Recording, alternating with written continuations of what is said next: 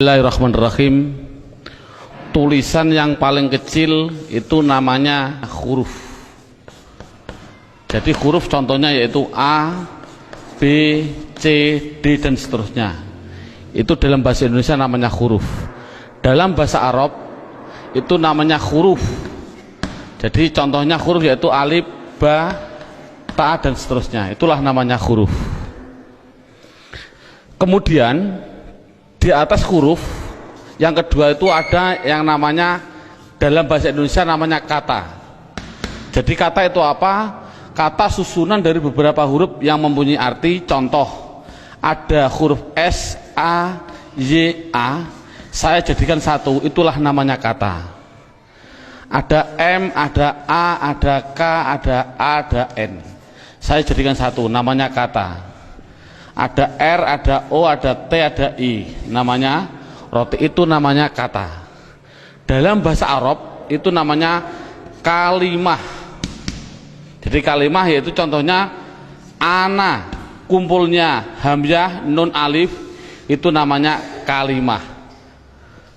Akulu, itu namanya kalimah. Al-khubza, itu namanya kalimah. Jadi persatu-satuannya itu namanya kalimah. Di atas kata dalam bahasa Indonesia itu ada yang namanya kalimat. Jadi kalimat itu apa? Susunan dari huruf ini dijadikan satu. Saya makan roti dijadikan satu, itu namanya kalimah. Kalimat. Dalam bahasa Arab itu ada yang mengatakan kalam, ada yang mengatakan kalim, ada yang mengatakan kaul, terserah. Metode ini adalah yang penting adalah menganalisa, mendeteksi tulisan Arab yang namanya kalimah. Itu pendahulu. Metode ini ada beberapa bentuk. Yang pertama menggunakan yang namanya buku panduan, dan yang kedua harus menggunakan silabus, yaitu urut-urutan metode belajar mengajarnya seperti ini. Sekarang setelah anak sudah mengetahui bentuk tulisan, sekarang naik yang poin yang inti, yaitu dalam buku buka halaman 1 yang judulnya yaitu kalimah. Makanya tadi saya bilang yang terpenting anak bisa mendeteksi kalimah. Jadi kalimah itu ada 3. 1 kalimah isim, 2 kalimah fiil, 3 kalimah huruf. Anak dikasih suatu gambaran bahwasannya tulisan dalam Al-Quran di dunia, di Quran khususnya, itu ratusan ribu. Kalau di dunia itu adalah jutaan miliar, miliaran juta. Berarti jutaan miliar itu jumlah kalimah. Contoh, saya mencontohkan. Ada tulisan Arab alhamdulillahi rabbil alamin. Ini kita deteksi, yang inilah namanya kalimah. Lillahi itu namanya kalimah, Rabbi namanya kalimah, alamin namanya kalimah. Padahal tulisan Arab apapun yang namanya kalimah pasti kalau tidak isim fi'il huruf. Jumlah kalimah miliaran triliun pasti hanya ada 3. Kalau contohnya alhamdulillah harus dijawab oleh anak kalau tidak isim fi'il huruf. Lillahi kalau tidak isim fi'il huruf. Rabbi kalau tidak isim fi'il huruf. Alamin kalau tidak isim fi'il huruf. Selamanya. Makanya tulisan Arab di dunia itu sebenarnya hanya ada 3, yaitu isim fi'il huruf. Makanya sering saya ngasih pemikiran pada anak, tulisan apapun tulisan Arab hanya ada 3. Masuk 3 kok 3 tahun. Makanya menurut metode saya, insya Allah saya mengatakan kalau hanya ada 3 berarti per satunya itu 2 jam, makanya cukup 6 jam insya Allah praktek baca kitab. Amin Allahumma amin. Ini sekarang setelah anak sudah tahu jumlah kalimat ada 3, sekarang bagaimana saya mengetahui alhamdulillah itu isim fi'il atau huruf, lillahi itu isim fi'il atau huruf. Makanya akan saya ulas satu persatunya. Bagaimana cara mendeteksi isim itu fi'il itu huruf. Buka pada bukunya halaman 2. Dalam bukunya halaman 2 dilihat judulnya cara mengetahui isim.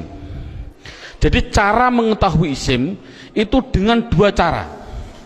Satu mengetahui artinya. Kalau memang artinya itu kok menunjukkan suatu kata benda atau suatu kata sifat, pasti itu dikatakan isim.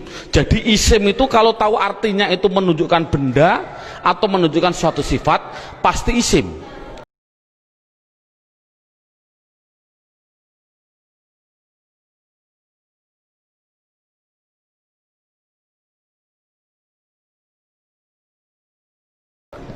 Itu pasti fiil.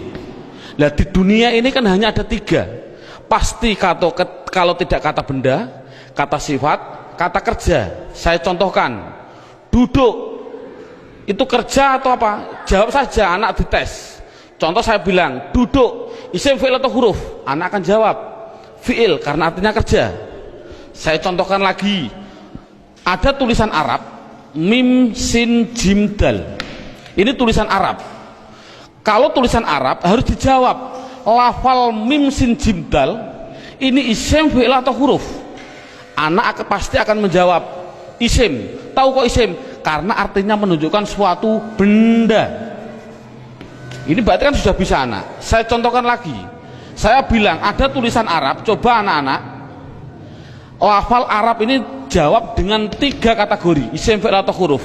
Ini saya contohkan, mim dal ro sinta, artinya madrasah. Harus dijawab isim, fiil atau huruf. Anak pasti akan menjawab itu isim. Tahu kok isim? Karena artinya benda. Oh 100. Jadi kalau ada apapun artinya benda atau sifat, contohnya Allahu Akbar, saya menerjemah Akbar itu artinya agung atau mulia. Ini agung itu kan suatu sifat, otomatis Akbar ini harus dijawab. Akbar itu isim, fi'il atau huruf? Anak akan jawab Akbar pasti isim. Tahu kok isim? Karena artinya itu suatu sifat. Jadi kesimpulannya adalah anak bisa mendeteksi, pertama mendeteksi isim, fi'il, huruf dari artinya. Kalau memang artinya benda atau sifat berarti isim, kalau artinya kerja berarti kalimah fi'il. Pertanyaan selanjutnya, Pak, tulisan Arab katanya miliaran triliun, di Al-Quran ada 700-an ribu. Bagaimana saya mengetahui itu isim, itu fi'il, itu huruf, padahal saya tidak tahu artinya? Oh, kalau tidak tahu artinya, lihat buku panduannya, yaitu lihat halaman 3. Dalam buku halaman 3 judulnya adalah mengetahui tanda-tanda kalimah isim. 1, kalau tidak tahu artinya, 1 harus mengetahui tanda-tandanya. Tanda-tandanya isim. Yang dimaksud tanda-tandanya adalah tanda-tandanya isim. Apa tanda-tandanya isim? Buku halaman 3, 1 yaitu dimasuki tanwin. Tanwin itu berarti baik tanwin dhammah, tanwin fathah, tanwin kasroh. Saya contohkan, hasibun, isim, fi'il atau huruf? Isim. Tahu kok isim? Karena ada tanwin. Untuk anak kecil mungkin kelas 5 diniyah, tanwin itu pasti di belakang. Tulis saja, disuruh di belakang. Bukunya tambah situ silahkan. Yang penting tanwin pasti di belakang. Baik tanwin dhammah, tanwin kasroh, tanwin fathah. Saya contohkan,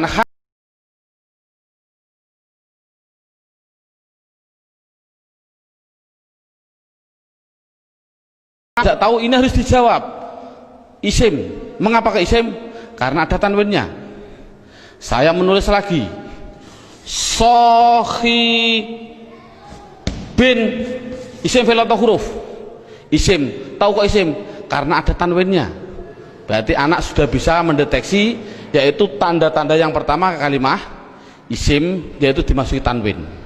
Sekarang yang nomor 2, Tanda-tanda isim yang nomor 2 itu kalau ada tulisan Arab depannya dikasih al, makanya dalam bukunya hanya dimasuki al, garis miring di depan.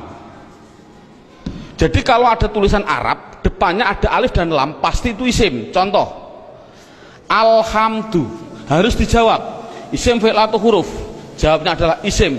Tahu kok isim? Karena dimasuki al. Ar-Rahim, isim fi'il atau huruf, isim. Tahu kok isim? Karena ada al. Dan seterusnya. Sekarang yang ketiga, tanda-tanda isim yang ketiga yaitu dimasuki yang namanya huruf jar. Huruf jar itu apa sih?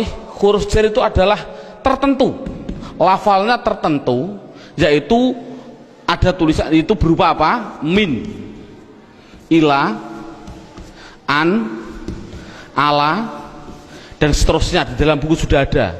Min artinya dari, ila artinya ke, an artinya dari, ala artinya di atas, dan seterusnya. Jadi kalau ada tulisan Arab dimasuki min, yang mana huruf jar itu pasti tempatnya di depan suatu kalimah, mesti itu adalah kalimah isim. Contoh, saya mencontohkan ada tulisan Arab, zahaba zaidun ila suq, zahaba zaidun ila suq. Anak saya tes satu persatu dulu. Zaidun, isim fi'il atau huruf? Isim. Tahu kok isim? Karena ada tanwinnya. Suq, isim fi'il atau huruf? Isim. Tahu kok isim? Karena dimasuki huruf jar yang namanya ila. Artinya apa saya suq? Tidak tahu, tidak penting. Ini kan tidak penting. Yang penting itu bisa mendeteksi itu pasti kalimah isim. Contohnya lagi, ada contoh yang namanya ada roja'a. Saya contohkan, roja'a kembali. Siapa yang kembali? Bakrun, siapa bakar? Kembali min dukan, min dukan. Bakrun isim fi'il atau huruf? Jawabnya isim. Tahu kok isim? Karena ada tanwin. Min dukan, dukan itu isim fi'il atau huruf? Isim. Tahu kok isim? Karena dimasuki huruf jar min. Artinya apa?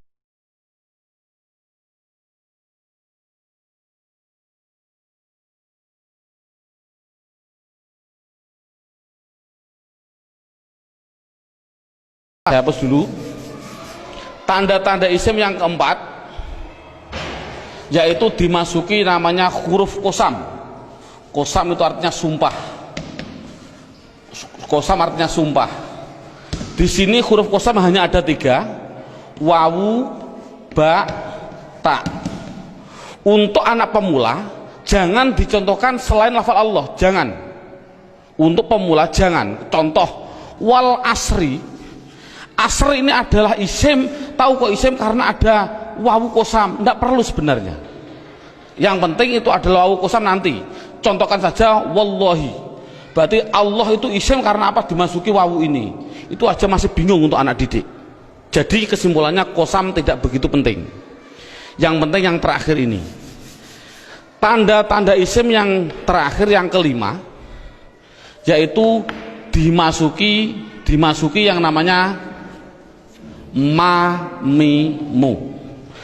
Contohkan, ini contoh mamimu di sini dalam buku panduan. Di situ lihat halaman 65. Halaman 65 dalam bukunya dibuka. Contohnya halaman 65 yaitu fa'ala yaf'ulu fa'lan wa maf'alan fahuwa fa'ilun wa dzaka maf'ulun. Saya ambil yang penting-penting saja. Uf'ul la taf'ul, maf'alun 2 kali ini, maf'alun mif'alun. Cara menerangkan pada anak bahwasannya fa'ala yaf'ulu fa'lan ini adalah dalam bahasa pramuka namanya kata sandi. Kalau dalam bahasa komputer namanya keyword atau password, katakan saja password. Passwordnya itu apa? Itu namanya fa'ala. Karena apa? Fa'ala itu adalah hitungan hanya ada 3, 1, 2, 3. Artinya tulisan Arab di dunia, saya tadi bilang miliaran triliun, itu pasti dari 3 kata dasar. Saya bilang contoh, memukul, doroba, ini namanya 1, 2, 3. Duduk, jalasa, 1, 2, 3. Menolong, nasoro, 1, 2, 3. Inilah jadi tulisan Arab itu pasti 3. Contoh fa'ala, berarti saya contohkan di atas. Makanya anak, kalau insya Allah kalau anak desa biasanya sudah bisa. Ini namanya fa fi'il, ini namanya fi'il. Sebagai kata sandi namanya fi'il. Namanya fa fi'il, ain fi'il, lam fi'il. Jadi dot itu bertepatan dengan fa, namanya fa fi'il. Ro bertepatan dengan ain, namanya ain fi'il.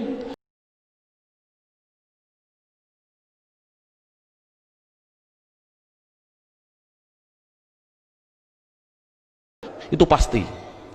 Jadi kalau dilihat nanti dalam tulisan Arab, yang dimaksud mamimu adalah ada tulisan Arab, depannya ada mim, baik dibaca mi kasroh mi, atau dibaca mim dibaca fathah ma, atau ada tulisan Arab dibaca mu, muslim.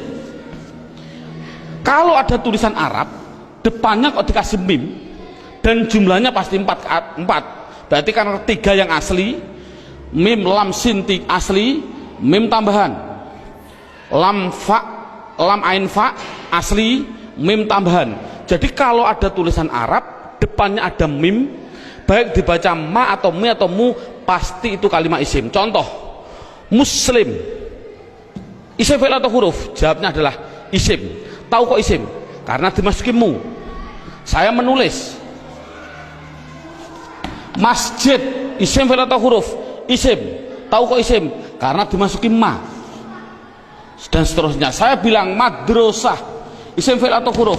Isim. Tahu kok isim? Karena dimasuki ma.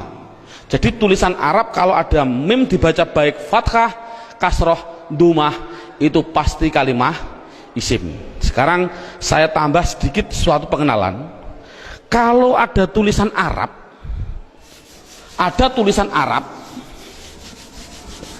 depannya saya kasih mi, contohnya mi dalam halaman 65, itu pasti menunjukkan suatu alat, pasti. Contoh saya contohkan, rowaha sama dengan fa'ala. Rowaha artinya angin. Coba kalau kasih mi bunyinya apa? Samakan dengan ini, berarti mati hidup, hidup. Rowaha kasih mi bunyinya mirwahun. Jadi mirwahun artinya adalah, karena ada mi, artinya adalah alat angin. Apa alat angin? Kipas angin. Jadi kipas angin itu bahasa Arabnya adalah mirwah. Saya menuliskan lagi, kalau ada tulisan Arab di belakangnya ada tak seperti ini, tak, pasti itu hanya tambahan, tidak akan asli, pasti tambahan. Contoh, satoro, satoro saya nulis artinya pinggir. Coba kalau kasih mi bunyinya apa? Mistorun. Tapi tak ada masalah lah. Mistorotun. Apa mistorotun? Penggaris salah. Yang betul adalah alat pinggir, yaitu penggaris sama. Jadi kan sama tujuannya, semuanya. Kalau ada tulisan Arab depannya dikasih ma, ada arti 2, yaitu mengartikan 2, namanya menunjukkan suatu tempat atau suatu waktu, menunjukkan waktu. Tinggal pilih kondisional. Untuk guru tolong hanya sebutkan saja pasti maf'a, karena nanti dalam pendalaman ada yang namanya maf'i, ada, tapi tidak perlu dicontohkan pada murid. Yang penting adalah maf'a. Kalau ada lafal maf'a, pasti tinggal pilih menunjukkan tempat atau waktu. Contoh, Darosa belajar. Coba kalau kasih ma bunyinya apa? Madrosun. Kasih tak aja lah, tidak masalah lah. Apa namanya? Madrosatun. Darosa belajar. Kalau madrosatun artinya apa? Sekolahan, jangan sekolahan. Artinya itu tempat belajar, yaitu sekolahan, sama. Semuanya seperti itu semua. Kataba menulis. Coba kalau kasih ma bunyinya apa? Maktabun. Apa maktabun? Maktabun artinya tempat menulis. Apa? Meja tulis. Jadi meja tulis bahasa Arabnya maktab dan lain sebagainya. Ada yang mengatakan tempat nulis itu adalah kantor, boleh. Jadi maktabun kantor, boleh, karena memang kantor itu untuk tempat menulis juga, dan seterusnya. Setelah itu yang penting anak bisa mendeteksi kalimat isim. Ini alhamdulillah cukup sampai ini. Minimal anak bisa mendeteksi media harokat pasti isim. Karena apa? Kita semua bisa melihat yang namanya isim di media harokat itu pasti ada tanda-tandanya itu semua, kecuali satu yang namanya mudhof. Ini murid tidak perlu diterangkan, ini khusus spesial guru, karena semua media harokat bisa dideteksi itu isim. Saya bisa mendeteksi kecuali satu, apa yang namanya mudhof. Berarti mudhof, apa mudhof itu nanti tidak perlu kita terangkan pada anak. Ini yang pertama. Sekarang alhamdulillah beberapa menit sudah bisa anak bisa mendeteksi tulisan Arab yang namanya isim. Sekarang kita mendeteksi yang kedua yang namanya kalimah fi'il. Kita mendeteksi yang kedua namanya kalimah fi'il. Tadi saya bilang kalimah ada 3 isim fi'il huruf. Isim mengetahui artinya, kalau benda sifat menunjukkan benda atau sifat berarti isim.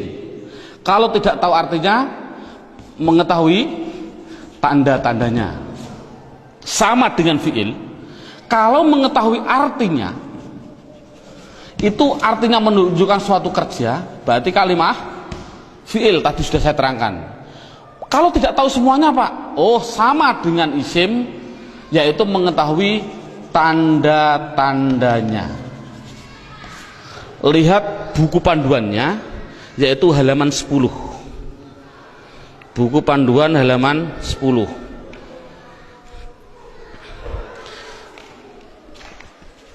Tanda-tanda kalimah isim. 1 dimasuki kot. Di situ saya 1 dimasuki kot. Dimasuki kot. Saya menulis, biar anak, karena anak kecil mungkin biar jelas, saya suruh di depan. Tempatnya itu di depan. Jadi kalau ada tulisan Arab kok ada depannya ada lafal kot, pasti setelahnya itu fi'il. Contoh, saya mencontohkan Allahu Akbar, Allahu Akbar, qad qomatis sholah, qad qomatis sholah. Ini adalah lafal kot. Koma itu mau tidak mau harus saya jawab itu kalimat fi'il. Tahu kok fi'il? Karena dia dimasuki kot. Ini kan paling mudah. Jadi kalau ada dimasuki kot itu namanya kalimah fi'il. Apa artinya koma? Tidak penting. Yang penting tahu itu adalah fi'il.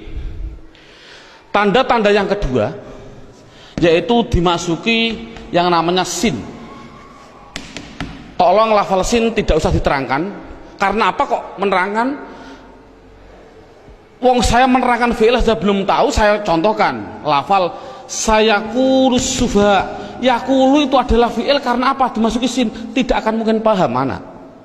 Makanya sin adalah ditinggal dulu, karena dia belum bisa mendeteksi semuanya. Jadi sin saya tinggal. Tanda-tanda fi'il yang ketiga yaitu dimasuki yang namanya saufa. Dimasuki yang namanya saufa. Tulis saja sama, sin ya di depan, saufa ya di depan, sama. Contoh yang biasa yang sering didengarkan oleh anak, contoh saya bilang kala saufata lamun, tak lamun itu pasti saya mengatakan fi'il. Karena apa? Karena dimasuki saufa. Artinya apa? Tidak penting, karena sudah tahu itu artinya saufa. Saufa itu masuk pada kalimat tadi mesti kalimat fi'il. Ini paling mudah. Yang terakhir tanda-tanda fiil yaitu dimasuki yang namanya taknis. Saya suruh menambahi pada anak. Taknis itu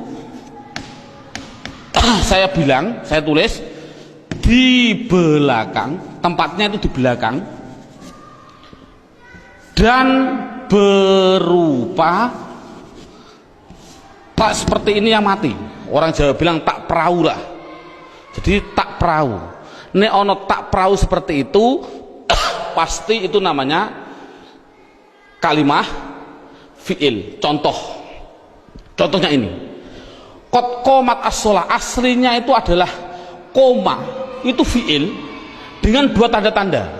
Satu dimasuki qad, dua dimasuki ini tak, ini di belakang masuk pada kalimat ini. Jadi ada dua tanda-tanda. Coba sholat, isim fi'il atau huruf? Isim. Tahu kok isim? Karena ada al. Oh mudah. Namun sekali lagi ini mulai metode saya adalah nanti menggunakan yang namanya metode hantu. Ini contohnya. Al ini adalah alif dan lam. Yang namanya alif itu pasti mati. Yang namanya alif pasti mati.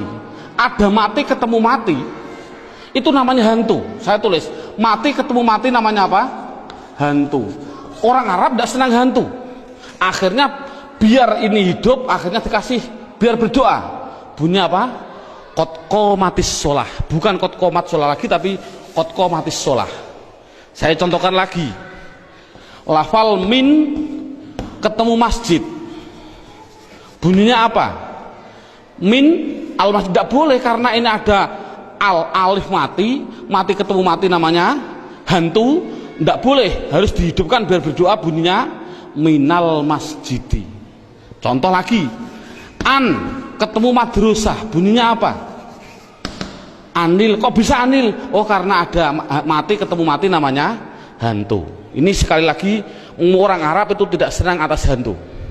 Kesimpulannya adalah berapa menit mulai pertama dan sekarang ini anak sudah bisa mendeteksi media harokat yang namanya isim dan fiil. Alhamdulillah dengan beberapa menit anak sudah bisa mendeteksi namanya media harokat isim atau fiil. Karena apa? Huruf itu hanya huruf jar. Katakan saja huruf jar. Ada huruf li taukid dan sebagainya, itu tidak penting. Berarti kalau huruf jar itu tertentu tadi hanya min ila ada berapa 9. Selain itu tulisan Arab pasti hanya isim dan fiil. Anak sudah bisa mendeteksi kecuali tadi mudhof. Alhamdulillah. Sekarang kita naik poin yang keempat. Poin yang keempat yaitu lihat buku halaman pertama. Dalam halaman pertama terlihat kalimah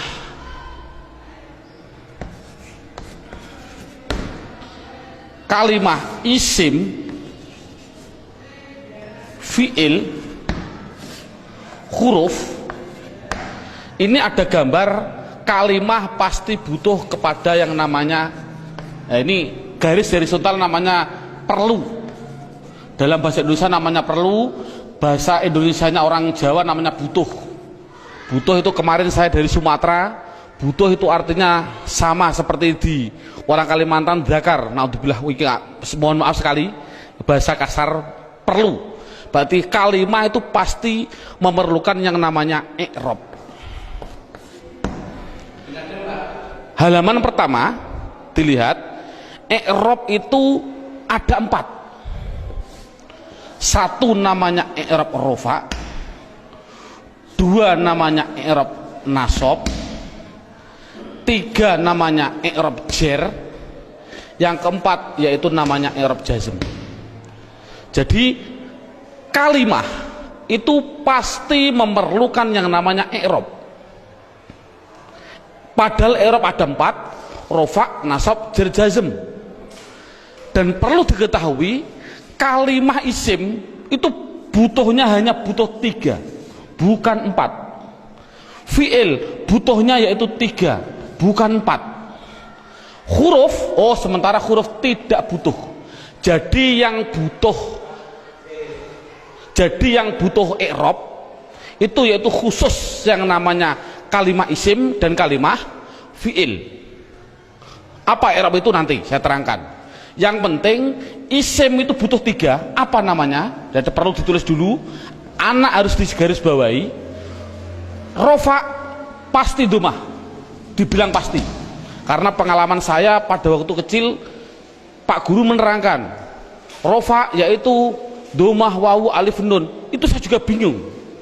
Makanya saya melihat dalam jurumiyah ada namanya alamat asli, menunjukkan bahwasanya anak, saya punya insting, oh berarti mengapa musonaf kok mengatakan asli domah, inilah mungkin metode saya harus mengikuti seperti ini.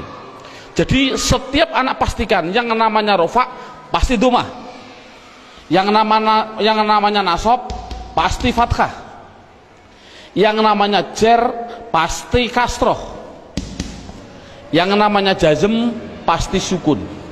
Dipastikan dulu. Jadi kalau sekarang kita lanjutkan, yang butuh i'rab itu adalah isim butuh 3. Apa-apa? Isim butuhnya yaitu rofa, nasab, jer. Ini kebutuhan isim. Jadi isim butuhnya hanya 3: rofa, domah, nasab, fathah, jer, kasroh. Tidak butuh kepada jazm, tidak butuh. Ini penting. Adapun yang fi'il butuh 3. Fi'il butuh 3. Apa-apa? Rofa, nasab, dan jazm. Tidak butuh kepada yang namanya jer. Ini anak harus tidak perlulah kita terlalu ngasih pertanyaan terbulak-balik. Contoh, isim i'rab apa yang khusus masuk pada fi'il, i'rab apa yang tidak boleh masuk pada fi'il, tidak perlulah. Yang penting minimal pertama kali tolong ditekankan isim. Fi'il aja tidak penting, nanti dulu. Yang penting kalau bilang isim pasti punya namanya rofa domah, nasab fathah, jer kasroh. Itu isim dulu, matangkan isim. Fi'il tidak perlu ditanya dulu. Jadi sekarang pertanyaannya, apa sih yang dinamakan rofa domah? Rofa itu adalah i'rab. I'rab itu apa? I'rab adalah perubahan pada akhir kalimat atau kata, akhir kata atau kalimah dalam bahasa Arabnya tadi. Jadi kalau ada tulisan Arab, perubahan belakang itulah namanya i'rab. Contoh saya bilang, ada tulisan Arab min sim jim dal, belakangnya itu, kalau ini kan kata benda, ini kan orang tahu kata benda. Kalau benda berarti kalimah isim. Kalau isim harus dijawab, pasti butuh perubahan belakang. Kalau dia rofa ya pasti dun. Apa rofa itu nanti? Pasti dun. Kalau dia nasab berarti pasti dan. Kalau dia jer berarti din. Makanya saya tadi bilang, yang namanya i'rab, khususnya ini, i'rab itu sama dengan nahwu. Contohnya lafal ini, dun dan din. Inilah belakang, ini namanya nahwu. Adapun depan ada tulisan mim sim jim dal, bacanya apa? Masjid. Mengapa kok dibaca masjid? Mbok dibaca misjid saja. Inilah perubahan depan, itu namanya sorof. Jadi nahwu sama sorof itu harus gandeng. Mengapa terjadi sekarang ini guru nahwu, guru sorof sudah berlainan, itu sudah jauh, akan bertemu juga sulit. Karena satu kalimat membutuhkan 2 hal, yang namanya nahwu dan sorof. Jadi perubahan depan itu namanya sorof, perubahan belakang adalah nahwu. Jadi kesimpulannya lagi, ada kesimpulan ini, tolong nanti anak-anak harus dipahami. Yang namanya isim, yang namanya, saya ini kesimpulan, isim pasti butuh 2 hal belakangnya. Kalau ada al, kalau tidak ada al ya ditanwin. Itu prinsip. Jadi kalau ada tulisan Arab kok dia menunjukkan suatu isim, itu harus kasih tanwin kalau tidak ada alnya. Kalau ada alnya jangan ditanwin. Contoh, masjid ini kan tidak ada alnya, makanya saya balang dun dan din. Coba kalau saya kasih al, al masjid, coba rofaknya bunyinya bagaimana? Al masjid, jangan ditanwin karena ada al. Nasabnya bunyinya bagaimana? Al masjidah. Jernya bunyinya bagaimana? Al masjidi. Ini contoh. Dalam buku panduan saya, anak harus dites dengan contoh dua, yaitu dengan lafal basmalah dan takbir. Saya contohkan. Kita kasih contoh yang biasa dibaca oleh anak.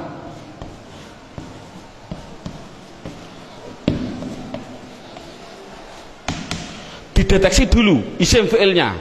Coba rohim, lafal belakang ini isim fi'il atau huruf? Isim, tahu kok isim? Ada al. Rohman, isim fi'il atau huruf? Isim, tahu kok isim? Ada al. Allah, isim fi'il atau huruf? Isim, tahu kok isim? Ada al. Silahkan. Ini ada khilafiyah ulama. Ada yang mengatakan jangan bilang al. Ini adalah ismudzat, tidak boleh dirubah-rubah. Tapi ada ulama yang mengatakan memang al. Dari lafal aliha dikasih al, jadinya alifnya dikasih panjang. Allah. Nggak, untuk anak kecil biarlah itu bilang isim karena ada al, silahkan. Ismi, ini isim, tahu kok isim karena ada huruf jerba. Ini memang sulit, anak pemula memang sulit, nggak begitu penting. Yang penting dikasih tahu ismi isim karena ada huruf jar masuk. Kalau ini mengatakan isim, ini isim karena ada al, ini isim karena ada al, ini isim karena ada al. Coba harokannya gimana? Bismi, loh, saya baca kasroh, berarti dia menunjukkan rufa nasab atau jer? Jer, karena kasroh. Oh 100. Bismillahi, saya kasri hi, berarti di kasroh. Isim ada kasroh. Oh masuk karena dia jer berarti. Mengapa kok jer? Oh nanti, belum waktunya. Bismillahirrohmani, mengapa saya bilang nih? Rufa nasab atau jer? Jer. Oh 100. Teruskan. Bismillahirrahmanirrahim. Pasti anak jawab khim. Jawab saja mustahil. Karena sukun itu miliknya fi'il. Ini kan sukun. Sukun itu adalah miliknya kalimah. Sukun itu miliknya kalimah fi'il. Padahal ini isim. Berarti ini milik isim, tidak boleh. Jadi salah, ada tulisan Arab Bismillahirrahmanirrahim, mimnya kok disukun, salah. Mestinya itu kalau dia isim, kalau tidak rohimu ya rohimah ya rohimi, pasti itu. Oh kebetulan di dalam Al-Quran tulisannya adalah mi, ya berarti jer. Dari mana kok jer? Yang penting dia kasroh itu jer. Mengapa kok dibaca jer? Oh nanti belum masanya. Yang penting dia bisa mendeteksi itu isim, rofa nasab atau jer. Ini kan anak sudah lumayan. Dengan berarti gambaran rohim ini adalah menggambarkan anak biar tahu, oh isim tidak boleh ditanwin. Loh kok disukun pak? Oh tidak boleh ditanwin, maaf, disukun. Mengapa sukun pak? Karena wakof. Saya contohkan lagi. Dua contoh. Lafal Allahu Akbar. Allahu Akbar. Orang bilang Akbar disukun. Saya jawab salah. Mengapa salah? Tadi saya bilang akbar itu adalah sifat. Yang namanya sifat itu pasti isim. Yang namanya isim tidak mungkin dia disukun. Di dalam tulisannya kalau begini. Karena apa? Sifat isim tidak boleh sukun. Karena sukun itu miliknya fi'il. Kalau isim itu pasti kalau tidak ru ya ro ya ri. Mengapa tidak ditanwin? Nanti. Yang jelas ini contoh Allahu Akbar. Allah isim, tahu kok isim ada al. Rofa nasab atau jer? Rofa, tahu kok rofa karena dumah. Akbar yang betul adalah akbaru. Jadi mengapa kok dibilang bar? Karena wakof. Kalau nulis adalah ru yang betul. Makanya sering saya kasih pertanyaan, bagaimana hukumnya ada orang sholat bilang Allahu Akbaru, sah nggak? Jawabnya adalah sah karena nakunya seperti itu. Namun yang terbaik memang adalah wakof. Seperti ini. Bismillahirrahmanirrahim karena wakof. Jadi intinya adalah yang namanya i'rab ada 4 rofa nasab jar jazm. Khusus kita tekankan pada isim. Yang namanya isim belakangnya pasti rofa dumah, nasab fathah, jar kasroh. Itu kesimpulannya. Sekarang silabusnya poin yang kelima, judulnya yaitu pendalaman isim. Buka halaman 1.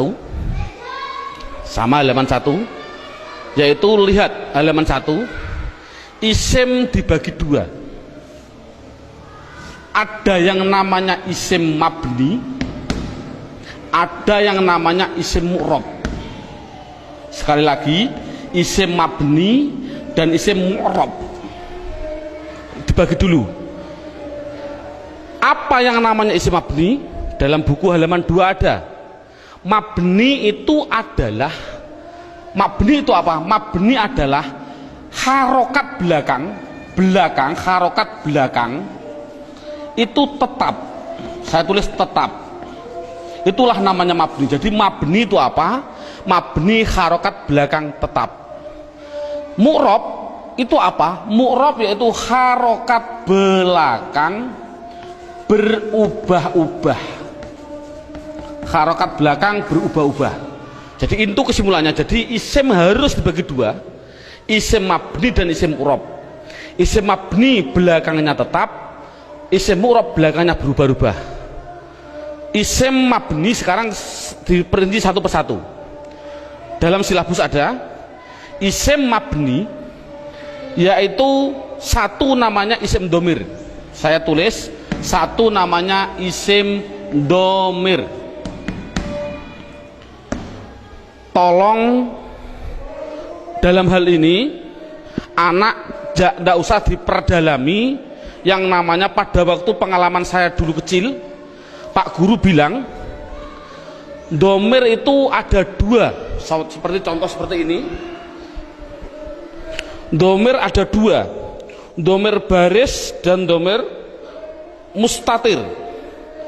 Baris muttasil ada 2, baris munfasil ada 2, muttasil ada 4, dan domir mustatir ada yang jawas dan ada yang wujub. Ini enggak, dulu saya suruh menghafalkan ini domir saja, itu mungkin 1 bulan. Nah, menurut saya kita ambil yang pokok dulu. Dengan metode ini adalah metode saya bilang domir yang berupa domir baris munfasil rufa, yaitu pendalamannya dalam buku. Lihat halaman buku yaitu dilihat halaman 4. Halaman 4 dilihat judulnya isim domir. Di situ saya tulis yaitu lafal huwa, huma, hum, ya, huma, hunna, anta, antuma, antum, anti, antuma, antunna. Yang terakhir ana, nahnu. Jadi jumlahnya 14. 1, 2, 3, 6, 9, 12, 14, 13, 14. Jadi jumlahnya saya bilang isim domir adalah jumlahnya 14. Contohnya huwa, hum. Yang namanya domir itu adalah kata ganti. Dalam buku huwa itu kata ganti dari siapa? Kata ganti dari dia. Dia siapa? Dia laki-laki 1. Ini yang namanya goib. Jadi kesimpulannya huma kata ganti dari siapa? Dia laki-laki 2 yang goib. Hum kata ganti dari apa? Mereka atau mereka. Siapa mereka? Laki-laki 3 ke atas yang goib. Jadi kesimpulannya ini adalah namanya laki-laki. Ini berarti 1, 2, 3 ke atas ini perempuan. Tapi ini adalah semuanya adalah goib. Sekali lagi ini adalah goib. Berarti dia perempuan 1 goibah atau goib, goibah. Huma 2 perempuan goibah. Huna 3 ke atas perempuan goibah. Jadi inti kesimpulannya adalah 3 ini laki-laki, 3 ini perempuan yang semuanya adalah katakan goib. Anta Kata ganti siapa? Dari kamu. Kamu siapa? Kamu laki-laki satu yang hadir. Saya simpulkan, intinya ini adalah laki-laki yang anti antuma antuna, saya simpulkan perempuan, namun dua-duanya ini namanya hadir. Namanya hadir.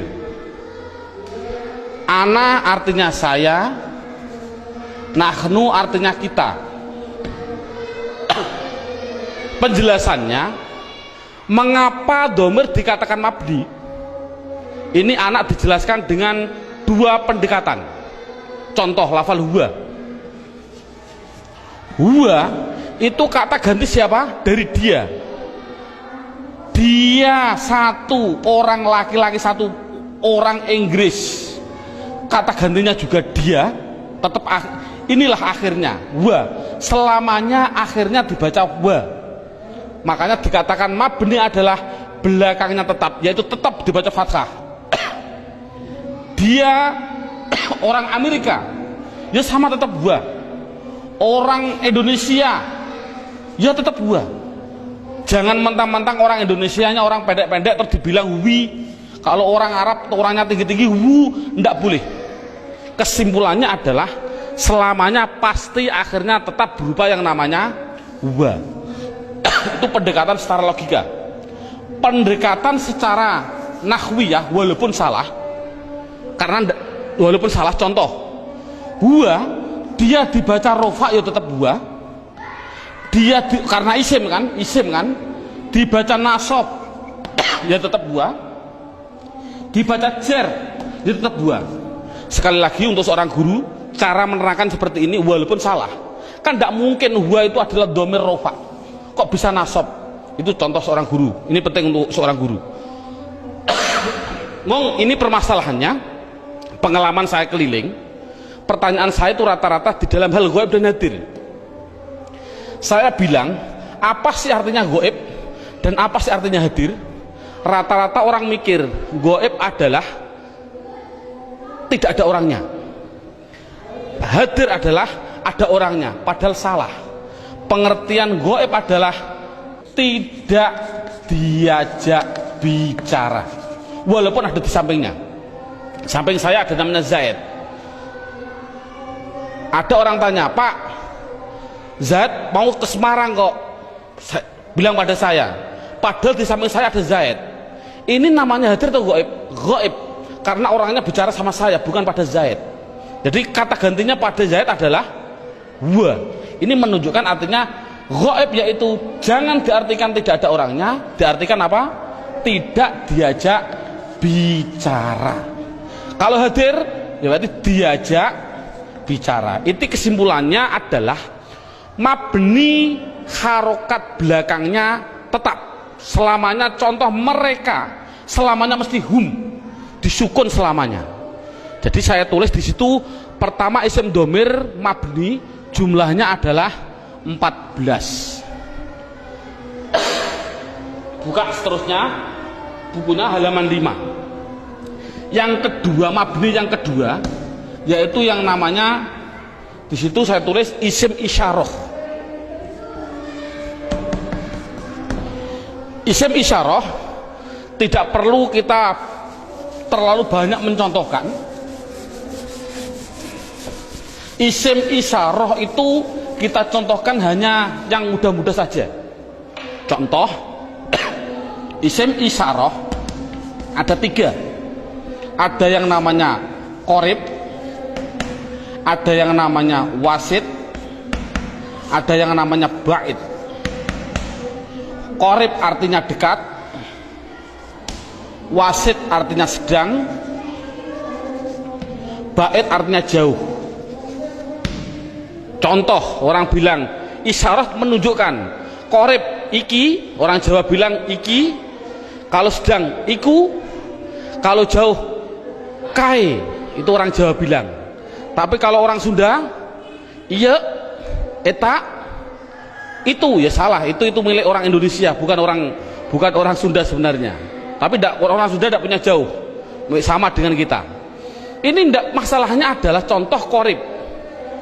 Kalau laki-laki hadza, kalau perempuan hadhihi, dengan dua contoh saja ini. Contoh lafal hadza. Siapa ini? Selamanya dibaca dza, akhirnya dza. Walaupun yang ditanyakan seorang kiai, seorang gubernur, seorang presiden, tetap siapa ini? Man hadza, selamanya dibaca dza belakangnya. Jangan berupa dzi atau du. Makanya itulah namanya mabni. Saya tidak usah menerangkan wasif, bait sudah ada. Yang jelas contohnya yaitu dalam buku panduannya sudah saya tunjukkan, yaitu isim isyarah ada 3, hadza hadhihi. Kalau sedang yaitu lafal dzaka dan dalika, dzaka dan dalika, dzaka dan tilka. Saya contohkan dzaka dan tilka. Kalau jauh saya contohkan hanya 2, dalika dan ulaika. Jadi jumlahnya yaitu ada berapa? Dalika, ulaika. Jumlahnya berapa? 1, 2, 3, 4, 5, 6. Saya katakan isim isyarah jumlahnya adalah hanya 6. Walaupun nanti pendalamannya banyak. Seorang guru tolong hanya seperti itu dulu. Terusnya mabni yang ketiga yaitu yang namanya isim mausul. Buka dalam bukunya halaman yang ke isim mausul, kata sambung. Datanglah Zaid, yang mana ja'a Zaidun alladhi. Ini isim mausul itu hanya tertentu, lafalnya tertentu. Sudah dalam bukunya ada, yaitu lafal alladhi, alladina, alladhi, alladhi, alladani, alladina. Contoh saya tidak usah nulis, mohon dilihat contoh ini. Isim mausul tertentu, alladhi, alladani, alladina, allati, allatani, allati. Cukup sebutkan hanya 6 saja, yaitu biar anak hanya tahu isim mausul jumlahnya hanya ada 6. Mabni yang keempat, mabni yang keempat yaitu yang namanya isim istifham. Istifham, istifham itu pertanyaan. Di situ saya menulis, tidak usah saya tulis biar waktunya lebih singkat. Yang penting guru bisa menerangkan.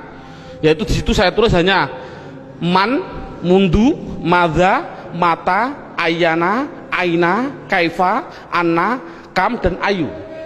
Jumlahnya saya tulis itu hanya 10. Jadi istifham hanya ada 10. Yang keempat, yang ke mabni yang kelima, yaitu namanya isim syarat. Syarat itu apabila, jikalau, andai kata, itu namanya syarat.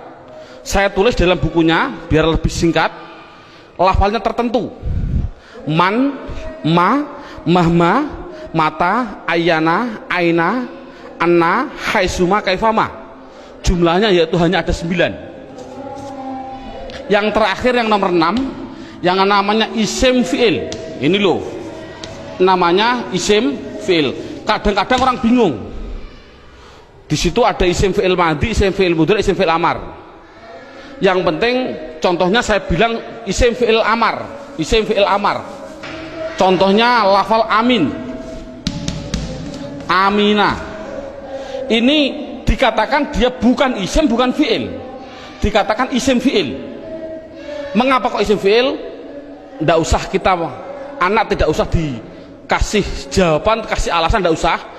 Yang penting isim fi'il itu lafalnya tertentu. Lafalnya itu hanya ada 9.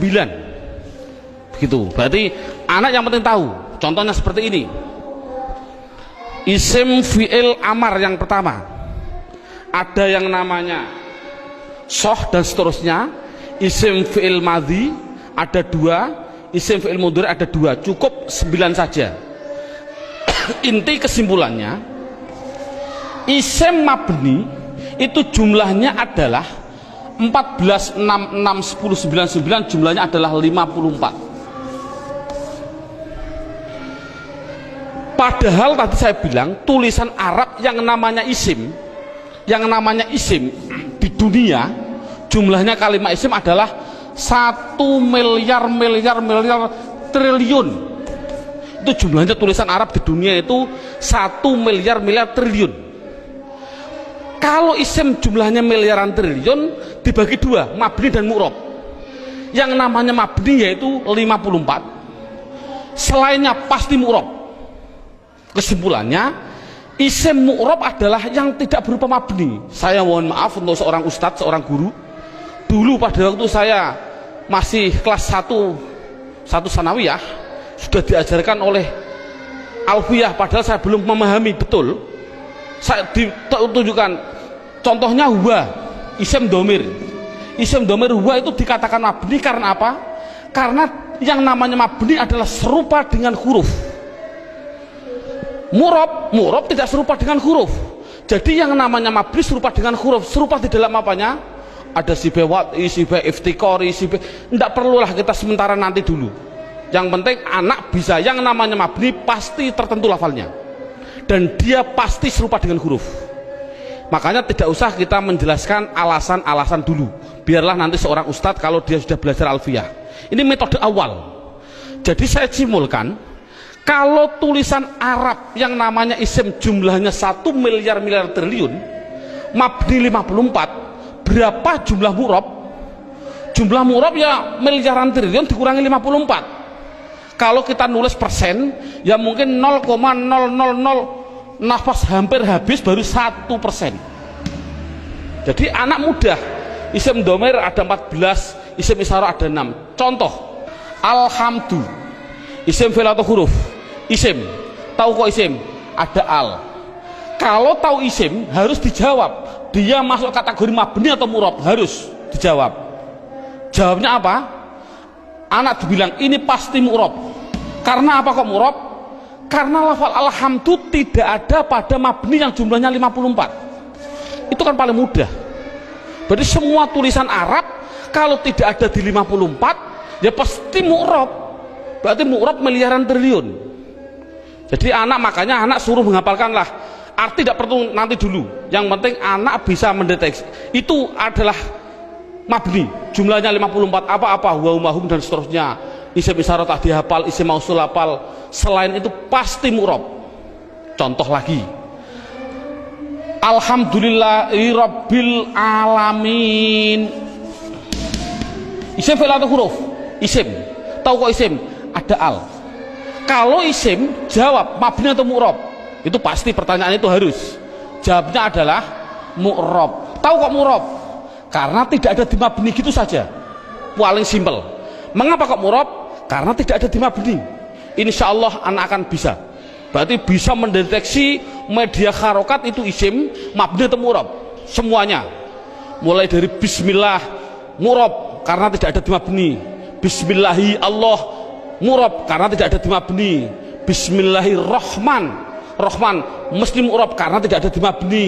Rohim, mu'rob karena tidak ada. Mudah. Jadi anak sudah bisa mendeteksi itu mabni dan itu mu'rob. Sekarang pendalaman yang terakhir, pendalaman isim yang terakhir yaitu di dalam hal mu'rob. Dalam buku panduannya lihat halaman 8. Lihat halaman 8. Halaman 8 sudah tertulis, saya tulis di situ. Halaman 8. Halaman 8 sama halaman 1 sama. Sekali lagi, halaman 8 dan halaman 1 adalah sama. Yang namanya mu'rob itu tadi kan ada 6 jumlah total 54. Sekarang enggak, yang namanya mu'rob 1 ada yang namanya mufrad, 2 ada yang namanya tasniyah, yang ketiga ada yang namanya jamak mudzakkar salim, yang keempat ada yang namanya jamak muannas salim, yang kelima, lah ini saya batasi cukup mu'rob yang penting anak bisa 4, mufrad tasniyah jamak mudzakkar salim jamak muannas salim. Yang kelima sampai yang ke-9 tidak penting. Sekali lagi metode ini adalah tidak penting. Karena apa? Karena mu'rob yang 4 ini itu sudah mendominasi dalam tulisan Arab 80% dari tulisan Arab itu pasti terjadi dari 4. Makanya anak harus ditekankan di dalam 4 tadi. Berarti sekali lagi, mu'rab yang jumlahnya miliaran triliun dikurangi 54 itu harus dimasukkan di antara 4 ini. Berarti di antara 4 ini mufrad, tasniyah, jamak mudzakkar salim, jamak muannats salim. Sekarang anak diterangkan apa sih yang namanya isim mufrad. Lihat ini, mufrad itu bahasa Arab. Artinya apa mufrad? Artinya satu. Baik dia seorang laki-laki atau perempuan, pokoknya satu, itu nama bahasa Arabnya mufrad. Tasniyah itu bahasa Arab. Apa sih artinya tasniyah? Tasniyah itu artinya 2. Baik dia seorang laki-laki atau perempuan. Yang ketiga namanya jamak mudzakkar salim. Jamak itu artinya banyak, banyak itu artinya 3 ke atas, 3 plus. Mudzakkar artinya laki-laki, salim artinya selamat, berarti laki-laki yang selamat. Ngono selamat cara jani. Yang keempat, jamak muannats salim. Jamak artinya 3 ke atas, muannats artinya perempuan, salim selamat. Jadi sementara anak dites dengan bahasa Jawa atau bahasa Indonesia, disuruh mengarabkan. Contoh saya bilang, coba saya bilang 2 buku itu mufrad atau tasniyah atau jamak mudzakkar salim atau jamak muannats salim? Jawab tasniyah. Tahu kok tasniyah? Karena artinya 2. Saya bilang 5 bakar, mufrad, tasniyah atau jamak mudzakkar atau jamak muannats? Jawab jamak mudzakkar salim. Karena apa? Artinya 5 3 ke atas, zaid adalah, bakar adalah laki-laki. Jadi anak sudah bisa dites dengan bahasa Jawa, disuruh membahasa Arabkan. Contoh sekali lagi, 2 zaid tasniyah, 5 bakar jamak mudzakkar salim, 10 hindun, hindun itu perempuan, jamak muannats salim. Bakar 1 artinya mufrad, Zainab 1 artinya mufrad bahasa Arabnya. Nah, kalau ada tulisan Arab kok tidak berupa mabni yang jumlahnya 54, pasti harus dimasukkan mu'rab.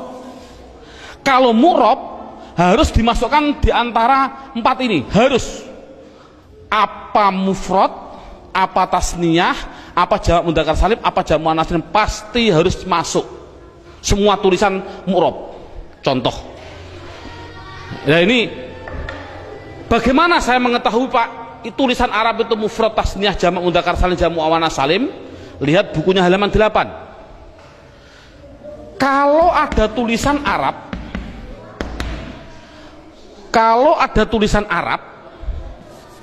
belakangnya kok ada alif nun atau ya nun, nunnya dibaca kasroh ni, sebelum ya dibaca fathah, sebelum alif dibaca fathah, bunyinya ani atau aini, mesti artinya 2. Kalau ada tulisan Arab belakangnya kok berupa wawun nun atau ya nun, nunnya tapi dibaca na, baca fathah na, sebelum ya dibaca kasroh, sebelum wawu dibaca domah.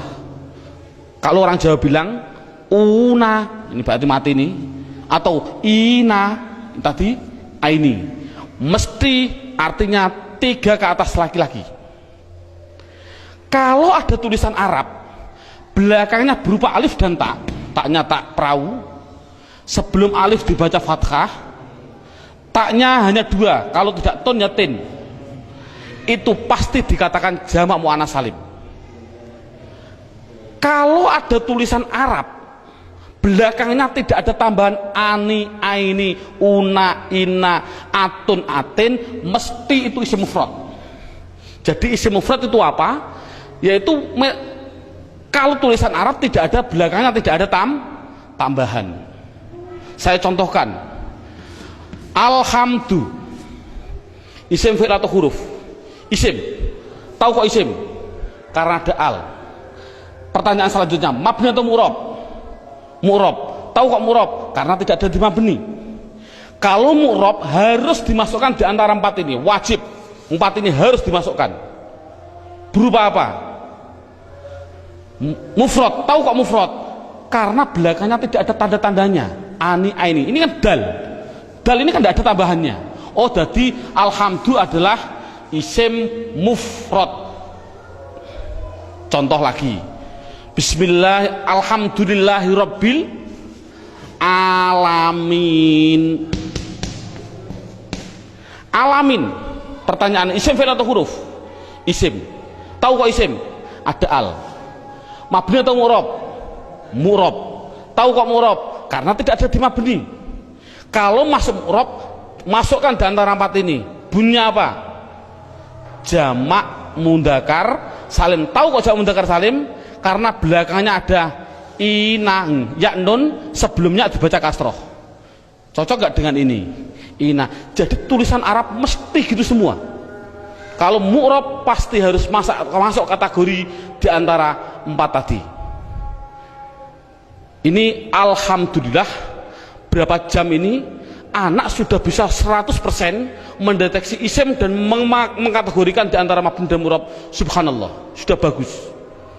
Ini untuk apa isim tadi? Oh, nanti. Itu adalah setelah 3 jam.